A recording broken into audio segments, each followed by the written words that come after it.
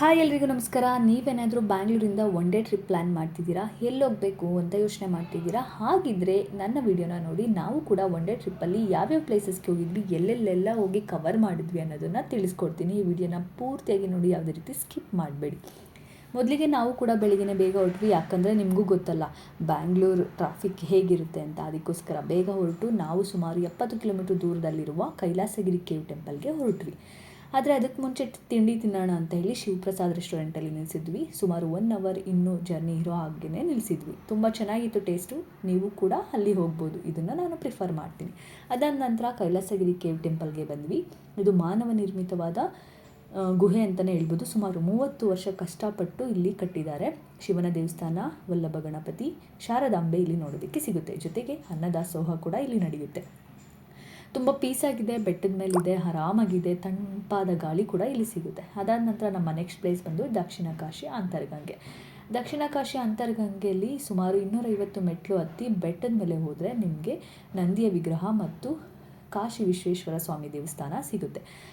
ಬೆಟ್ಟದ ಮೇಲೆ ಇರೋದ್ರಿಂದ ಆರಾಮಾಗಿ ಪೀಸಾಗೇ ಇರುತ್ತೆ ಅಂತ ಹೇಳ್ಬೋದು. ಆದರೆ ಎಷ್ಟೇ ಸಮ್ಮರ್ ಬಂದ್ರೂ ನಂದಿಯ ಬಾಯಿಂದ ತಣ್ಣನೆ ನೀರು ಬರ್ತಾನೆ ಇರುತ್ತೆ. ತುಂಬ ಚೆನ್ನಾಗಿರುತ್ತೆ, ಟೇಸ್ಟಿಯಾಗಿರುತ್ತೆ, ಆರಾಮಾಗಿ ಅನಿಸುತ್ತೆ. ಎಷ್ಟೋ ಜನ ಗಂಗಾಜಲ ಅಂತ ಹೇಳಿ ಮನೆಗೂ ಕೂಡ ತೊಗೊಂಡು ಹೋಗ್ತಾರೆ.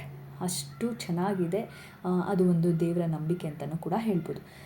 ಇನ್ನು ಕೆಳಗಡೆ ಬಂದ ತಕ್ಷಣ ನಮಗೆ ನೋಡೋದಕ್ಕೆ ರೈಟ್ ಸೈಡಲ್ಲೇ ಪಾರ್ವತಿ ಸಮೇತ ಜಲಕಂಠೇಶ್ವರ ದೇವಸ್ಥಾನ ಇದೆ. ಅಲ್ಲೇ ಅದು ದೇವಸ್ಥಾನನ ನೋಡಿಕೊಂಡು ಆ ದೇವಸ್ಥಾನದ ಸುತ್ತ ಲಿಂಗಗಳನ್ನು ಪ್ರತಿಷ್ಠಾಪಿಸಿದರೆ, ಕೋಟಿಲಿಂಗೇಶ್ವರದಲ್ಲಿ ಹೇಗಿದೆ ಅದೇ ಥರ ಇಲ್ಲಿ ಸುತ್ತ ಲಿಂಗಗಳು ಕಾಣಿಸುತ್ತೆ. ಅದನ್ನು ನೋಡಿಕೊಂಡು ನಾವು ನೆಕ್ಸ್ಟ್ ಪ್ಲೇಸ್ ಹೊರಟಿದ್ದೆ ಕೋಟಿಲಿಂಗೇಶ್ವರ. ಕೋಟಿಲಿಂಗೇಶ್ವರದಲ್ಲಿ ಎಲ್ಲ ದೇವರ ದರ್ಶನಗಳು ಆಯಿತು.